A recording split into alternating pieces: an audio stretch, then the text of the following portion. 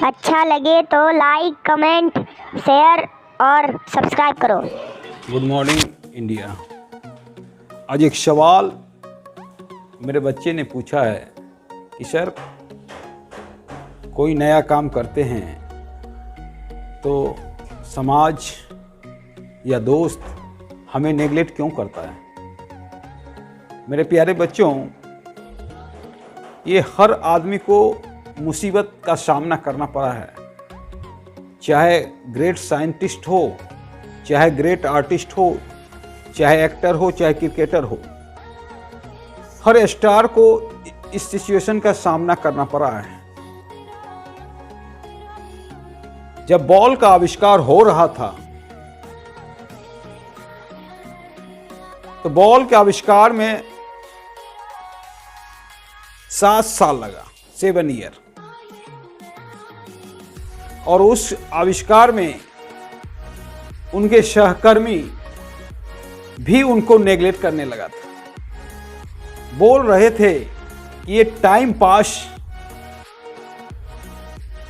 है, इसमें कोई सॉल्यूशन नहीं मिलेगा। लेकिन जो लगे हुए थे वो रोज ही एक नई ऊर्जा के साथ आते थे और आज सोचते थे कि आज कुछ ऐसा होगा।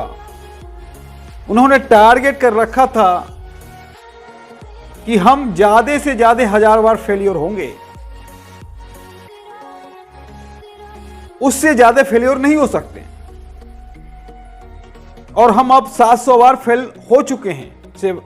7 ईयर 700 बार फेल हो चुके हैं। 700। अब मुझे मात्र 300 बार ज्यादा से ज्यादा फेल होंगे। 300, उससे ज्यादा हम फेल नहीं हो सकते। और परिणाम स्वरूप 800 के बीच में ही बॉल का आविष्कार हो जाता है। समाज ने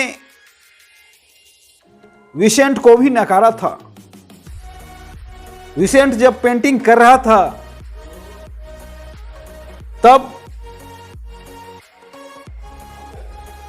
उस समय के कला समीक्षक, उस समय के कलाकार, हर आदमी ने नेगलेक्ट किया, क्योंकि विसेंट समय से आगे था। और आज विसेंट की एक पेंटिंग अरबों रुपया में मिलती है, या यूं कहें कि उसे खरीदा ही नहीं जा सकता है। विसेंट के नाम से एयरपोर्ट है हॉलैंड में, जो किसी भी आर्टिस्ट के नाम से एयरपोर्ट पहला है। और विसेंट की जिंदगी मात्र 35 साल रही। इस छोटी सी जिंदगी में विसेंट ने वो काम किया जो आज भी हम विसेंट को जानते हैं। हम रियल घटना आपको बताते हैं। हमारे कॉलेज का और इंडियन आर्ट को अभी जो प्रेजेंट कर रहा है सुबोध गुप्ता, ना तो कॉलेज में गुरुओं से प्यार मिला, ना अपने बैचमेट से प्यार मिला, उसे हर आदमी नेगलेक्ट करता रहा। पर सुबोध गुप्ता अपने काम में रमा रहा। परिणाम स्वरूप उसे बीएफए फर्स्ट डिवीजन का भी डिग्री नहीं दिया गया। सुबोध गुप्ता का डिग्री बीएफए सेकेंड डिवीजन का है। पर इससे गुप्ता जी का हौसला टूटा नहीं और गुप्ता जी आज इंडियन आर्ट को प्रेजेंट कर रहा है। उनका एक वर्क 31 करोड़ 35 करोड़ में जा रहा है। और यही घटना एक मेरे मित्र थे, फाइन आर्ट पढ़ रहे थे मेरे साथ। वो मित्र हमारे थिएटर में रमा रहते थे। उन्हें हर दोस्त नेगलेक्ट भी करते थे, पर मित्र हमारे काफ़ी स्मार्ट थे, फाइन आर्ट में भी बड़ी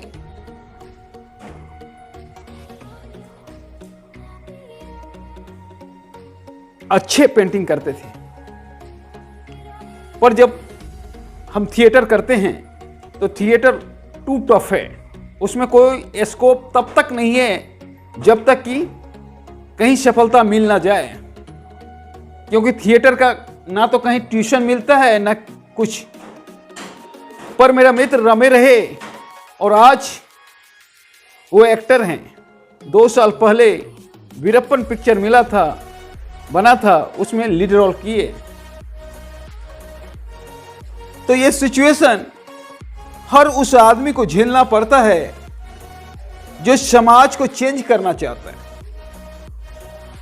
चाहे लीडर हो चाहे क्रिकेटर हो, सबको नेग्लेक्ट करता है ये समाज, चाहे साइंटिस्ट हो चाहे आर्टिस्ट हो। तो ये समाज की फितरत है, इससे आप घबराएं ना। हमारी एक पुरानी कहावत है कि हाथी चले बाजार कुत्ता भूखे लाख। आप आंख मूंद के चलते जाइए और सही रास्ते पे जाइए और किसी का बुरा ना चाहिए। आप परमात्मा से जुड़े रहिए।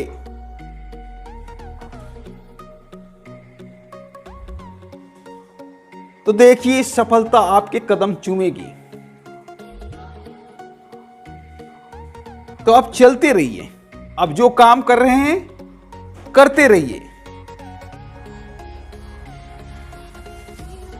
क्योंकि हर उस शख्स पे समाज हंसा है जो इतिहास रचा है। तो समाज को हंसने दीजिए, क्योंकि वो हंसने के लिए ही बना है, उसे कुछ करने नहीं आता है। हंसने वालों को कुछ करने नहीं आता है। तो जो हंसता है हंसने दीजिए और आप आगे बढ़ते जाइए।